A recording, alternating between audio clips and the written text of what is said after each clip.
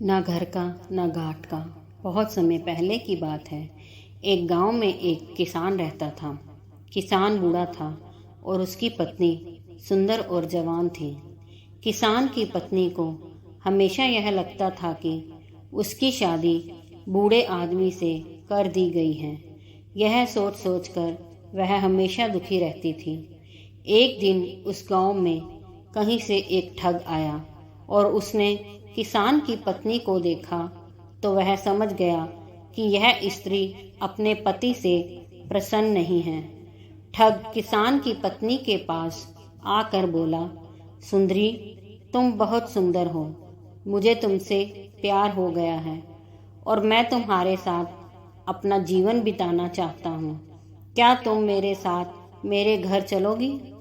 किसान की पत्नी ठग की बातों में आ गई और अपने पति को छोड़कर उसके साथ जाने के लिए तैयार हो गई। दोनों ने भागने के लिए समय तय कर लिया।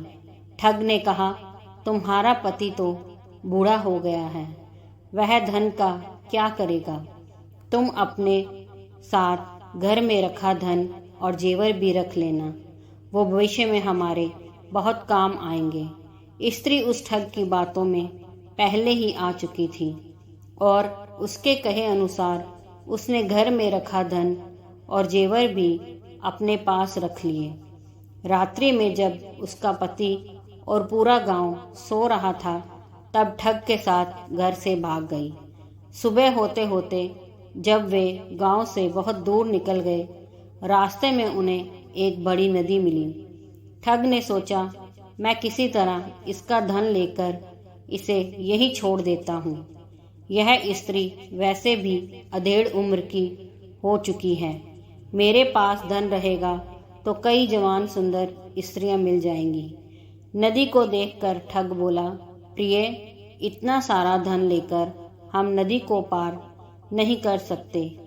पहले मैं इस धन को नदी के पार ले जाकर किसी सुरक्षित स्थान पर रख देता हूँ, फिर तुम्हें भी नदी पार करवा दूंगा।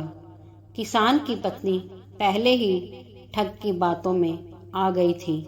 इस बार भी उसने बिना सोचे समझे ठग को धन की गठरी दे दी और वहीं बैठकर उसके आने का इंतजार करने लगी। बहुत अधिक समय बीत गया परंतु ठग नहीं लौटा।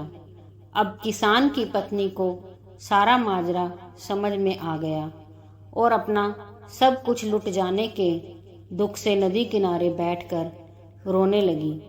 उसी समय एक गीदड़ी मुंह में मांस का टुकड़ा लेकर स्त्री के सामने से गुजरी।